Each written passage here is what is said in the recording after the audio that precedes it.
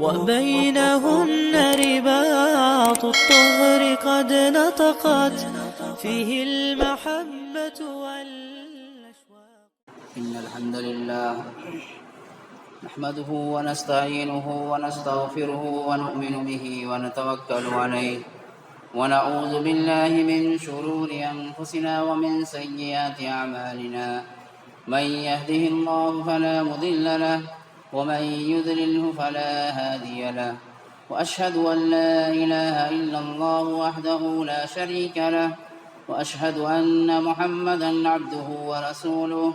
أما بعد، فإن خير الحديث كتاب الله وخير الهدي هدي محمد صلى الله عليه وسلم وشر الأمور محدثاتها وكل محدثة بدعة وكل بدعة ضلالة وكل ضلالة في النار.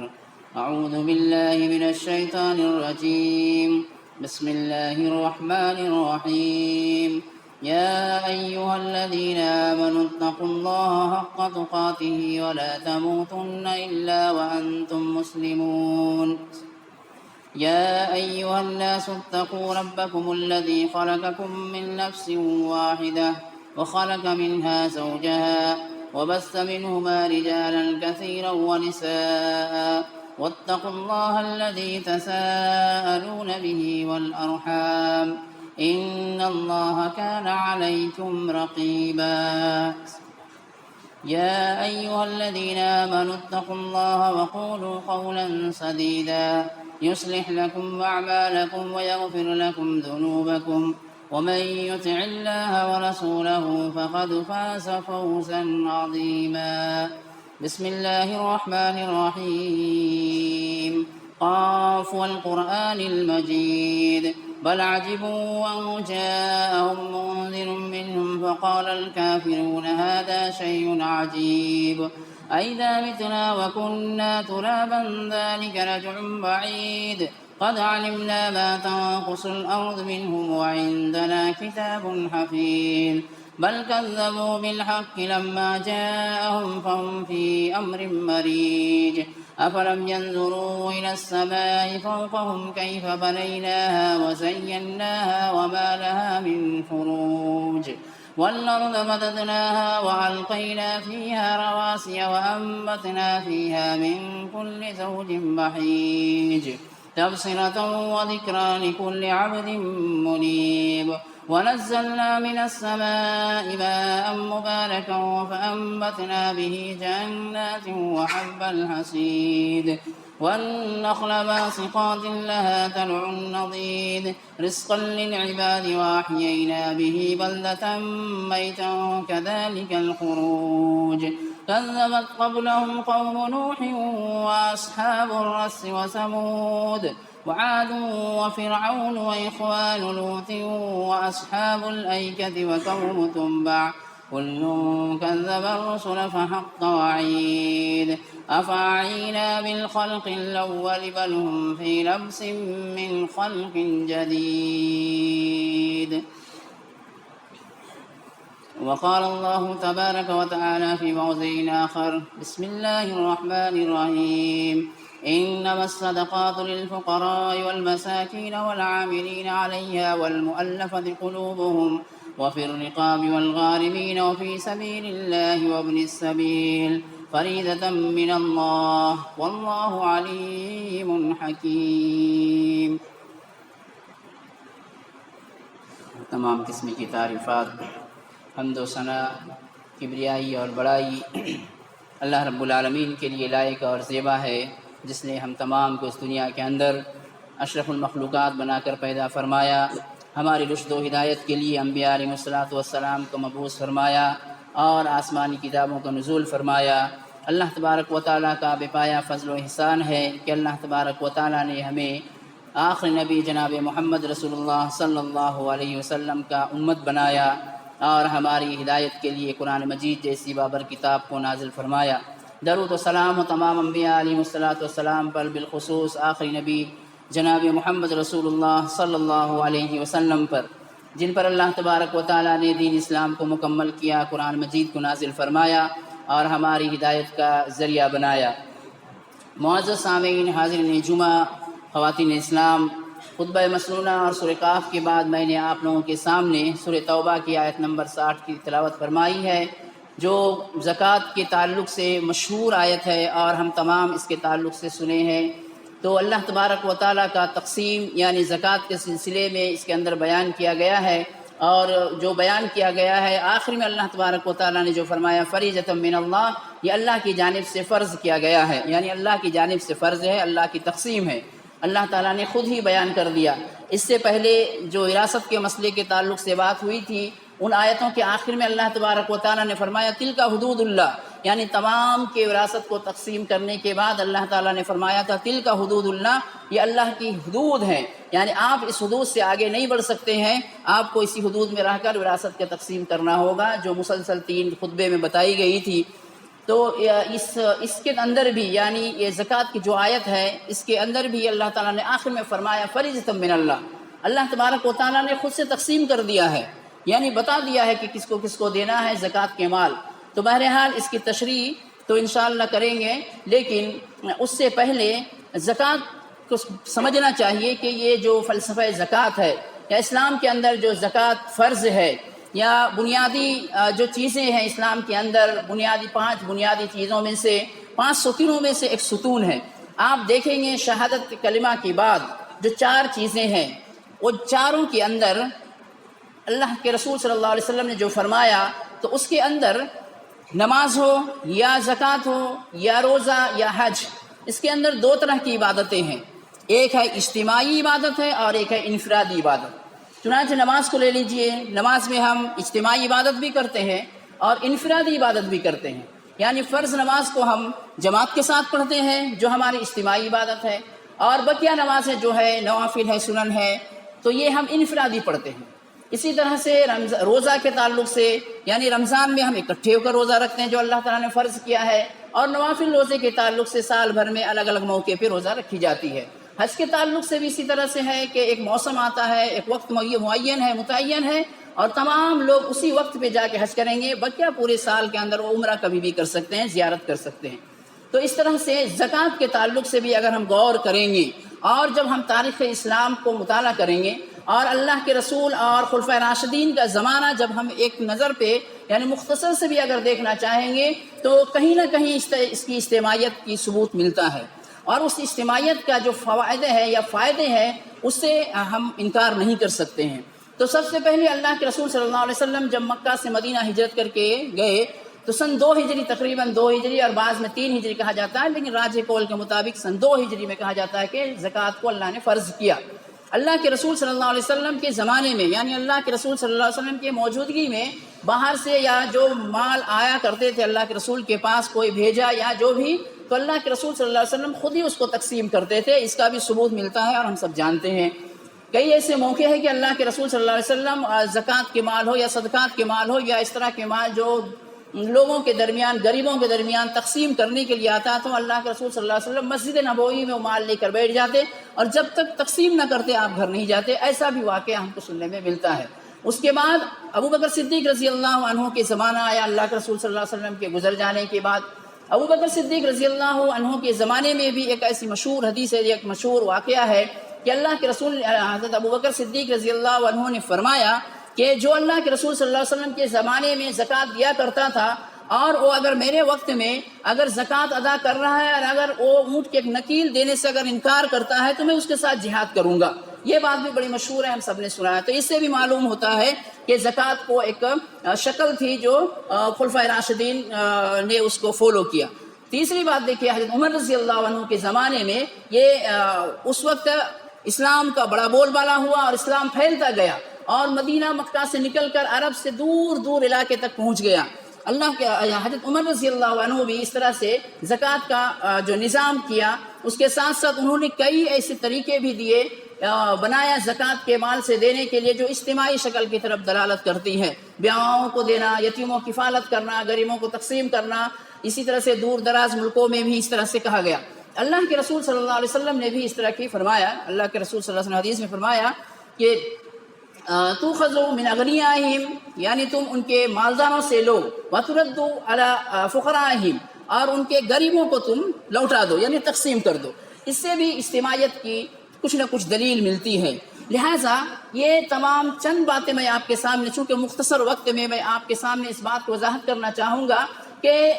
زکوٰۃ ہو یا صدقات ہو،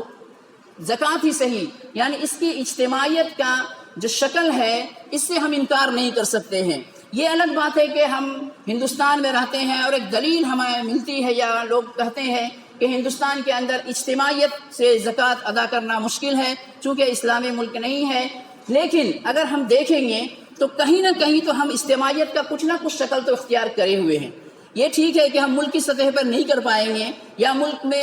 حکومت ہماری نہیں ہے، یہ الگ بات ہے، لیکن اجتماعیت کی دلیل ہمارے پاس ملتی ہے، اور سب سے بڑی دلیل مسجد خود ہی ہے۔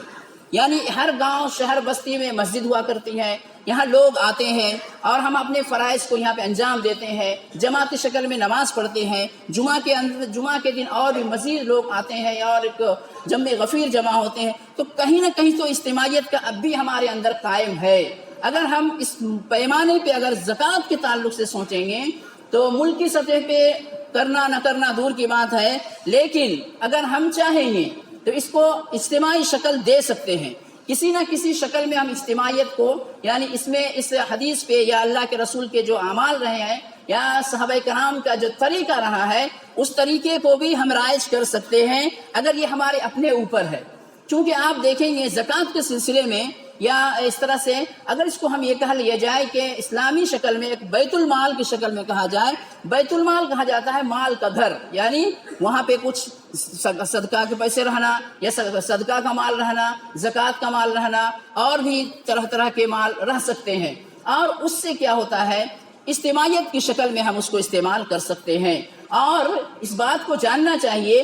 کہ زکوٰۃ کا جو فلسفہ ہے، زکوٰۃ غربت کو بڑھانے کے لیے نہیں آیا ہے، زکوٰۃ کا جو نظام ہے غربت کے خاتمے کے لیے ہے۔ یعنی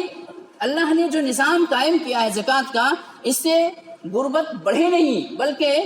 اس کو اتنا مالدار کی طرف سے اللہ نے جو فرض کر دیا ہے ان تمام کو اکٹھا کر کے اس کو اتنا دے دیا جائے کہ ممکن ہے کہ 1 سال 2 سال کے اندر وہ زکوٰۃ دینے کے لائق ہو جائے۔ یہ ہماری سوچ پہ ہے یا یہ ہمارے کام پہ ہے کہ ہم اس کو کس طرح سے انجام دیتے ہیں۔ اسی لیے یعنی زکوٰۃ کا جو نظام ہمارے پاس اجتماعی نہیں ہے یا بیت المال کا جو نظام ہمارے پاس نہیں ہے، جس کی وجہ سے جو پریشانیاں ہو رہی ہیں کہ معاشرے کے اندر کتنے غریب ہیں، کتنے بیوہ ہیں، کتنے یتیم ہیں، کتنے پریشان حال ہیں، کتنے مشکل میں گزر رہے ہیں، اس کا ہمارے پاس کوئی اندازہ نہیں ہے اور نہ کوئی فہرست ہے۔ ہم نہیں جانتے ہیں معاشرے کے اندر کتنے غریب ہیں، کتنے یتیم ہیں، کتنے بیوہ ہیں۔ حالانکہ یہ جماعت و جمعیت یا ہم تمام لوگوں کا ہمارے لیے یہ ضروری ہے کہ معاشرے کے اندر کون غریب ہے، کون فقیر ہے، یا اس طرح سے کون یتیم ہے، کون بیوہ ہے، کون پریشان ہے، اس کی کفالت کی ذمہ داری یعنی ہم تمام پر ہے۔ اگر ہم اس کو سسٹم سے اگر اس کو فالو کرتے ہیں، اگر اس کو ہم انتظام کرتے ہیں تو یقیناً یہ ایک بہت بڑی خدمت ہوگی۔ اور بیت المال کے نام سے وہ بیت المال جو اللہ کے رسول کے زمانے میں یا خلفائے راشدین کے زمانے میں تھا اس بڑے پیمانے پہ نہ صحیح، لیکن ہمارے پاس کچھ نہ کچھ ایک بیت المال تو قائم رہنی چاہیے، جس کے تعلق سے گزشتہ جمعہ آپ کے سامنے اعلان کیا گیا اور جمعیت کو عہدیدار نے ایک اچھا قدم اٹھایا ہے۔ یہ بہت مستحسن قدم ہے کہ بیت المال قائم کیا جائے، کیونکہ ایسا ہو رہا ہے کہ یتیموں کی طرف یا بیواؤں کی طرف سے، غریبوں کی طرف سے کئی درخواست وصول ہوتے ہیں جماعت کو، لیکن جماعت اس بات کو پریشان ہے کہ میرے پاس تو کچھ ایسا ہے ہی نہیں جو ہم جماعت میں اکٹھے شکل میں کچھ ان کو دے دے تاکہ ان کا مسئلہ حل ہو جائے۔ لہٰذا اس کو کیا کرنا پڑتا ہے، اس بیوہ یا پریشان حال کو لوگوں کے در در پہ جا کے اپنے طور پہ چندہ اٹھانا پڑتا ہے یا لوگوں کے سامنے ہاتھ پھیلانے کے لیے وہ مجبور ہوتا ہے۔ حالانکہ یہ مجبوری اسے نہیں آنی چاہیے اگر ہمارے پاس زکوٰۃ کا نظام یعنی زکوٰۃ کا اگر ہمارے پاس اجتماعی نظام ہوتا، یہ خود بخود دور ہو جائے گا۔ اور یہ ہم سب جانتے ہیں کہ مانگنا یا کسی کے سامنے ہاتھ پھیلانا یہ کسی کا دل گوارا نہیں کرتا ہے۔ انسان جب بہت مجبور ہو جاتا ہے تبھی جا کر یہ کام کرتا ہے، لیکن اس مجبوری کو ہمیں سمجھنا پڑے گا اور جاننا پڑے گا، اور ہم اللہ کے رسول کے طریقے یا صحابہ کرام خلفائے راشدین کے طریقے کو اگر اپنانا شروع کرتے ہیں، اور ہو سکے بہت بڑے پیمانے پہ ہم پہ نہ ہو سکے الگ بات ہے، لیکن کچھ نہ کچھ تو ہونا چاہیے تاکہ اجتماعیت قائم ہو اور اس کے ذریعے ہم معاشرے سے غربت کو دور کرنے کی کوشش کریں اور خاص کر کے ہمارے لیے ضروری ہے کہ جتنی بیوہ ہے ان کا وظیفہ مقرر ہونی چاہیے. جو یتیم ہے اگر ان کے گھر میں کفالت کرنے کا کوئی نہیں ہے تو اس کی ذمہ داری کس پہ آتی ہے؟ مان لیجئے کوئی غریب ہے، اس کے باپ کا انتقال ہو گیا کسی وجہ سے، اب ایک عورت بیوہ بھی ہو گئی یا اس کے ساتھ ایک دو بچے ہیں یتیم، ان کا کفالت کون کرے گا؟ مان لیجئے ان کے خاندان میں، ان کے نانے یا دادا خاندان میں ویسا کوئی نہیں ہے ان کی کفالت کرنے کا، تو وہ ذمہ داری ہمارے اوپر آتی ہے. لیکن ہم کریں گے کیسے اس کو جب ہمارے پاس خزانہ نہ رہے، جب ہمارے پاس پیسہ نہ رہے، جب ہمارے پاس مال نہ رہے؟ تو یہ ہے فلسفہ زکوٰۃ. یہ زکوٰۃ کا فلسفہ ہے کہ زکوٰۃ کو اگر اجتماعی طور پہ دیا جائے اور اگر اکٹھا کر کے، اور ایسے میں کیا ہوگا دیکھیے کہ ہمارے پاس معلومات رہیں گی کہ ہمارے بستی کے اندر کتنے پریشان حال ہے، کتنے بیوہ ہے، کتنے کو کفالت چاہیے، کن کو کیا کرنی چاہیے، یا کون پریشان حال ہے. خود یہ عہدیدار کے اوپر ایک ذمہ داری آ جاتی ہے. جب ان کے پاس مال رکھا ہوا ہے تو ظاہر سی بات ہے اس کی ذمہ داری ان کے اوپر آ جاتی ہے، کیونکہ اگر اس مال کو اگر ان غریبوں تک تقسیم نہیں کرتے ہیں تو کل قیامت کے دن اللہ تعالیٰ ان سے سوال کرے گا. لیکن آج ایسا نہیں ہوتا ہے. ہم اب انفرادی طور پہ زکوٰۃ ادا کر دیتے ہیں. اس انفرادی کی وجہ سے ایک بڑا نقصان یہ ہے، ایک مثال کے طور پر دیکھیے، جو لوگ یعنی فرض نماز کو جماعت کے ساتھ پڑھنے کی عادی نہیں ہے، ان کی نمازیں کبھی ایک وقت پہ نہیں ہوتی ہے. اگر ظہر کی نماز مان لیجیے وہ کہیں پڑھ رہے ہیں، کبھی 1 گھنٹہ بعد میں پڑھتے ہیں، کبھی 2 گھنٹہ بعد میں پڑھتے ہیں، کبھی وہ قضا ہو جاتا ہے، کبھی عصر کے وقت ملاتے ہیں. وجہ کیا ہے؟ کہ اللہ نے اس کو فرض کیا تھا اگر تم جماعت کی شکل میں پڑھ لیتا، یعنی اللہ تعالیٰ نے اس میں ثواب زیادہ رکھا ہے کہ ان فرض نماز کو اگر ہم جماعت کی شکل میں پڑھیں گے تو ایک وقت کی پابندی بھی ہو جاتی ہے اور آدمی ایک وقت پہ نماز پڑھتا ہے. گرچہ یہ جماعت کے ساتھ پڑھنا فرض نہیں ہے لیکن ثواب کے اعتبار سے بہت زیادہ ہے. اور جو لوگ اس نماز کو جماعت کے ساتھ پڑھتے ہیں باقاعدہ اس کے لیے ایک نظام قائم ہے، اذان ہوتی ہے، مسجد میں آتے ہیں، ایک امام کے پیچھے نماز پڑھتے ہیں اور زیادہ ثواب کو مستحق ہو جاتے ہیں. اگر ہم زکوٰۃ کو اسی طرح سے نکالیں گے تو یقیناً یہ ہمارے پاس بات آئے گی یا ہمارے دل کے اندر یہ بات آئے گی کہ جیسے ہی سال ختم ہوا اور ہم زکوٰۃ کے لائق ہیں تو ظاہر سی بات ہے کہ ہمیں اتنا زکوٰۃ نکالنا ہے اور وہاں پہ پہنچانا ہے تاکہ وہ مال اپنی جگہ پہ پہنچ جائے. ایسا ہوتا ہے کہ ہم جب انفرادی زکوٰۃ نکالتے ہیں تو ہمیں جو سمجھ میں آتا ہے، جو غریب ہے جو آئے دے دیے، ہمیں کوئی تحقیق نہیں ہوتا ہے یا ہمیں پتہ بھی نہیں چلتا ہے کہ حقیقت میں مجبور ہے یا نہیں ہے، کیونکہ مال کو مستحق تک پہنچانا ضروری ہے. ہاں اس کا زکوٰۃ ادا ہو جائے گا لیکن یہ ہمیں چاہیے کہ یہ جانچ پڑتال کیا جائے کہ حقیقت میں یہ مستحق ہے یا نہیں، یہ مجبور ہے یا نہیں، زکوٰۃ کے لائق ہے یا نہیں.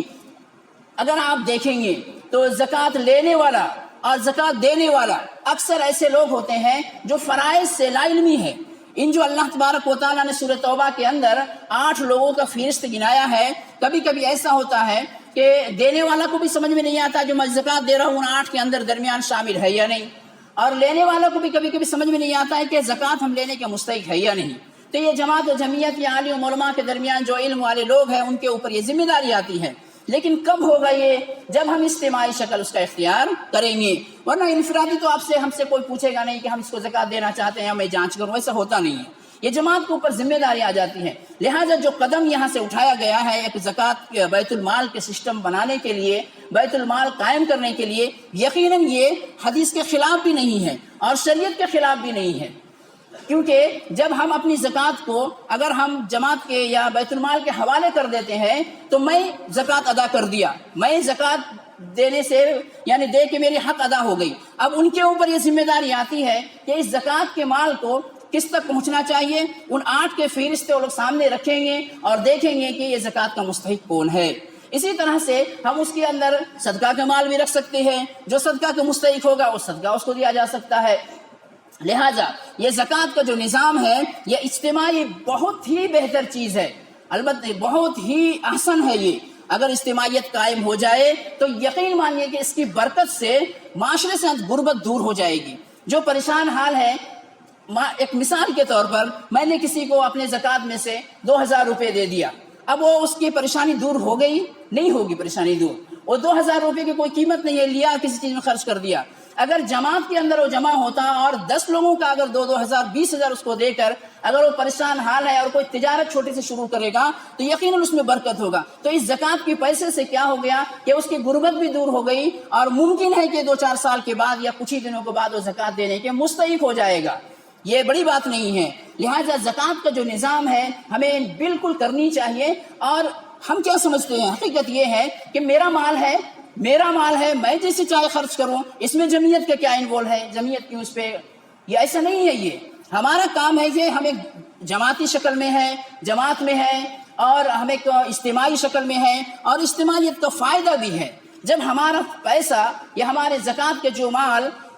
فائدہ پہنچائے گا تو اس سے زیادہ بہتر اور کیا چیز ہے. لہٰذا یہ زکوٰۃ کا جو اجتماعی شکل ہے یقیناً یہ قابل تعریف ہے، بہت بہت بڑی بہترین چیز ہے. ہاں وہی بات پھر سے دہرائی جا سکتی ہے کہ ملکی سطح پر ہم نہیں کر پائیں گے کیونکہ یہاں پہ غیروں کی حکومت ہے، لیکن اللہ تبارک و تعالیٰ نے ابھی بھی ہمیں گاؤں بستی کی شکل میں، شہر کی شکل میں ایک مسجد کے ذریعے ہمیں جوڑ کے رکھا ہے، اور ہم اجتماعی زندگی کسی نہ کسی شکل میں گزار رہے ہیں. لہٰذا ہم اپنی طرف سے چھوٹے ہی سے ہی اپنے گاؤں بستی کی ہی ایک زکوٰۃ کا بیت المال قائم کرنی چاہیے، اور ہمارے مال کا کچھ حصہ ہو یا پورا حصہ ہو یہ علماء کرام سے دریافت کر کے ایک مدلل طریقے پر ہم اس بیت المال کو مستحکم بنانی چاہیے، مضبوط کرنی چاہیے. اور ضرورت پڑے تو اس سے کیا کرنا، ضرورت پڑے تو ایک ایسا مجبور انسان ہے کہ اگر ہم اس کو کچھ اکٹھے موٹے رقم دیتے ہیں تو اس کی یہ پریشانیاں دور ہو جائے گی، اور وہ کوئی تجارت شروع کرے گا تو یہ ہمارے لیے بہت اچھی چیز ہے. لہٰذا اس چیز کو ہمیں کرنے کی ضرورت ہے چونکہ یہ بہت بڑا فرض ہے یہ. اور زکوٰۃ کیسے نکلتا ہے، یا بہت سارے ایسے ہمارے سے لوگ ہوں گے جو اکثر یہاں سے بزنس مین ہیں، دکانیں ہیں، جن کے دکانوں میں 2-2 4-4 5-5 لاکھ کا یا اس سے زائد کا مال ہے. اس زکوٰۃ کو کیسے نکالیں گے، اس کا طریقہ کیا ہے، انشاءاللہ میں آئندہ جمعہ میں اس کو بیان کرنے کی کوشش کروں گا کہ زکوٰۃ نکالیں گے کیسے. ہم سمجھتے ہیں کہ اتنے سونے میں اتنا زکوٰۃ، اتنے چاندی میں اتنے زکوٰۃ، یا گائے بیل بکری میں اتنی زکوٰۃ ہے. لیکن ایک تاجر کیسے نکالے گا، اس کا تو ڈیلی کا روٹین ہے، روزانہ مال آتا ہے اور جاتا ہے، اس کا کمائی ہے اور پیسہ آتا ہے اور جاتا ہے، وہ کیسے زکوٰۃ نکالے گا. اس کا بڑا اچھا طریقہ ہے جو تھوڑا سا وقت چاہیے، انشاءاللہ اگلی جمعہ میں بیان کرنے کی کوشش کریں گے. لیکن آج کے لیے میں یہی کہوں گا کہ جو جمعیت نے یا عہدیدار نے مل کر یہ جو ایک بہتر طریقہ سوچے ہیں بیت المال قائم کرنے کے لیے، تو اس کو بیان کرنے میں یا اس کو مقرر کرنے کے لیے مجبور ہیں وہ، کیونکہ بہت سارے ایسے غریب یتیم کا یا بیواؤں کا ایسے درخواست آ رہے ہیں کہ ہم مجبور ہیں، پریشان ہیں، اور جمعیت ہمیں کچھ ہیلپ کرے. اور کرنا ہے، یہ ہیلپ کرنا بھی چاہیے. کبھی کبھی ایسا ہوتا ہے، دیکھیے اس کا اور ایک فائدہ میں آپ کو بتاؤں گا کہ مان لیجئے ہمارے پاس زکوٰۃ کا یا صدقات کا رقم رکھا ہوا ہے، کوئی مجبور ہے، کسی کو قرض چاہیے، وہ آ کے وہاں سے 20,000 25,000 جو بھی لے لے اور اپنے اعتبار سے اس کو وہ واپس کر دے. یہ ایک بہتر طریقہ ہوگا، نہ کہ مان لیجئے اگر وہ مجبور ہو گیا، کسی نے نہیں دیا اور وہ بینک کا دروازہ کھٹکھٹایا اور وہاں سے جا کے 20,000 یا 50,000 لون کی شکل میں لیا، پھر سود کی شکل میں اس کو بھر رہا ہے. کہیں نہ کہیں تو ہم بھی ذمہ دار ہو جاتے ہیں کیونکہ وہ مجبور ہے. اور غربت ان تمام خرابیوں کا جڑ ہے. غربت بہت ساری برائیوں کا جڑ ہے. اس غربت کو خاتمہ کرنا یہ ہمارے لیے ضروری ہے کہ ہم کوشش کریں. اور زکوٰۃ اسی نظام کا نام ہے کہ معاشرے سے غربت ختم ہو جائے، نہ کہ ایسا ہو کہ ہر سال میں اپنی زکوٰۃ نکالتا ہوں، کسی غریب کو ایک انسان مقرر ہے، گیا میں اس کو 2,000 روپیہ یا 10,000 روپیہ دے دیا، نہ اس کی غربت ختم ہو رہی ہے اور میرا کام یہی ہے ہر سال ہم نکالے اس کو دے دیے، نہ میرا دینا بہت بڑا فائدہ ہو رہا. فرض ادا ہو جا رہا، میں دے رہا ہوں، میرا حق ادا ہو جا رہا، لیکن اس کا جو فائدہ ہونا چاہیے وہ فائدہ پہنچ نہیں پا رہا ہے جو ہم اجتماعی شکل میں کر سکتے ہیں. تو یہ ایک بہت بہترین چیز ہے. اور آپ کو شاید ان باتوں سے سمجھ میں ضرور آ گیا ہوگا کہ بیت المال کا قائم کرنا کتنا ضروری ہے، ہم اس سے کتنا فائدہ اٹھا سکتے ہیں، کتنا فائدہ پہنچا سکتے ہیں. زکوٰۃ کے تعلق سے آپ دیکھیں گے اللہ تبارک و تعالیٰ نے اس کو اس لیے قائم کیا ہے، اس کو مسلمانوں کو ہی دینا ہے. دیکھیے غیر مسلم کو نہیں دینا ہے. زکوٰۃ اگر کوئی غیر مسلم کو دیتا ہے تو اس زکوٰۃ ادا نہیں ہوا. کیوں؟ تاکہ مسلمان کی جو پریشان حال آدمی ہے، جو پریشان ہے، اس کی پریشانی دور ہو جائے. ورنہ دینا تو ثواب ہونا چاہیے، کسی بھی آپ مجبور کو پیسہ دیں گے یا مدد کریں گے تو ثواب کے باعث ہے وہ. لیکن فرض جس میں زکوٰۃ ہے وہ اس کا ہم غیر مسلم کو نہیں دے سکتے ہیں، منع ہے یہ، یعنی یہ شریعت کے اندر ہے ہی نہیں ہے. لہٰذا اس کا ایک یہ فائدہ ہے. تو بہت سارے فائدے ہیں کہ غریب غربا کے لیے ہم یہ ضروری ہے. یعنی ذہن میں میری بہت کئی مرتبہ ایسی بات آئی ہے یا اس کا تعلق سے باتیں ہوئی ہے کہ کبھی کبھی آپ دیکھیں گے کہ ایسے کسی کے ایک بچے دو بچے ہیں، باپ کا ایکسیڈنٹ میں یا کسی اور وجہ سے یہ بیماری سے انتقال کر گئے، اب اس کی کفالت کون کرے گا؟ ہم اتنی بڑی جماعت کے شکل میں ہے، کیا ہم صرف سمجھتے ہیں کہ نماز کو جماعت کے شکل میں ادا کر دینا ہمارا کام ختم ہو گیا؟ یہ روحانی عبادت ہے نماز، یہ اور زکوٰۃ بدنی عبادت، مالی عبادت ہے۔ لہٰذا دونوں کو، کسی بھی معاشرے کو ترقی دینے کے لیے دونوں چیزوں کی ضرورت پڑ رہی ہے، نماز میں بھی پختگی اور ساتھ ساتھ مال کو، جو مال ہم حاصل کرتے ہیں اس مال کے اندر بھی جو اس کا حق ہے اس کو ادا کرنا، اس کے اندر بھی پختگی ہونی چاہیے۔ اور اس کا پکڑ کون کرے گا؟ یہ اگر ہمارا اجتماعی شکل ہوتا تو ہم لوگوں سے یا عہدیدار لوگوں سے ملیں گے اور کہیں گے کہ بھائی آپ کا زکوٰۃ نکالیے۔ یہ بھی بڑی بات ہے، اللہ کے رسول صلی اللہ علیہ وسلم کے زمانے میں لوگ مقرر تھے زکوٰۃ کے مال کو اکٹھا کرنے کے لیے، لانے کے لیے، اور اللہ تبارک و تعالیٰ نے ان کا نام جو آج کی فہرست ہے کہ جو زکوٰۃ کا یعنی عاملین میں سے ہے، جو کام کرتا ہے، جو اکٹھا کرتا ہے، دیکھ بھال کرتا ہے، ہم اس سے اس کی تنخواہ دے سکتے ہیں۔ تو اللہ نے بھی اس چیز کو قرآن کے اندر بیان کر دیا ہے۔ لہٰذا یہ مختصر سے وقت میں جو باتیں آپ کے سامنے کہا، ممکن ہے کہ آپ کو سمجھ میں آ گیا ہوگا اس کی اہمیت کے تعلق سے۔ لہٰذا جو قدم اٹھایا گیا ہے یہ ہم تو اس سے سرے صدر ہیں، اور قرآن حدیث کے مطالعے سے پتہ چلتا ہے کہ ہمیں ایک بیت المال ضرور قائم کرنی چاہیے، اس میں ہر طرح کی پیسہ آئے اور وہ عہدیدار بیٹھ کر اس کی، اور باقاعدہ بیواؤں کے لیے، یتیموں کے لیے جو بہت مجبور ہیں ان کے لیے وظیفہ مقرر ہونی چاہیے، تاکہ ہر مہینے کے آخر میں ان کو یہ پتہ چلے کہ نہیں ہم کو جماعت سے اتنا آئے گا تو اپنا کوئی بھی شیڈول یا کوئی بھی کام پروگرام وہ بنا سکتا ہے اور اس سے وہ انجام دے سکتا ہے۔ یہ بہت بڑی نیکی کی باعث ہوگی، بہت بڑی خدمت خلق ہوگی، فرض بھی ادا ہوگا اور لوگوں کا خدمت بھی ہوگا۔ لہٰذا ہم اللہ سے دعا کرتے ہیں کہ اللہ تبارک و تعالی ہم تمام مسلمانوں کو اس بات پر غور و فکر کرنے کی توفیق عطا فرمائے، اور ساتھ ہی ساتھ زکوٰۃ کا یہ اجتماعی نظام کو قائم کرنے کی توفیق عطا فرمائے، اور اللہ تبارک و تعالیٰ ہم لوگوں کو جس کو مال سے عطا کیا ہے زکوٰۃ کا صحیح طور پہ ادا کرنے کی توفیق عطا فرمائے، اور اس سے جتنا فائدہ ہو اللہ تبارک و تعالیٰ تمام فائدے کو پہنچانے کی توفیق عطا فرمائے۔ آمین وآخر دعوانا الحمد للہ رب العالمین۔ بارک اللہ لنا ولکم فی القرآن المجید ونفعنا وإیاکم بالآیات والذکر الحکیم، انہ تعالی جواد کریم ملک بر رؤوف رحیم ورب حلیم۔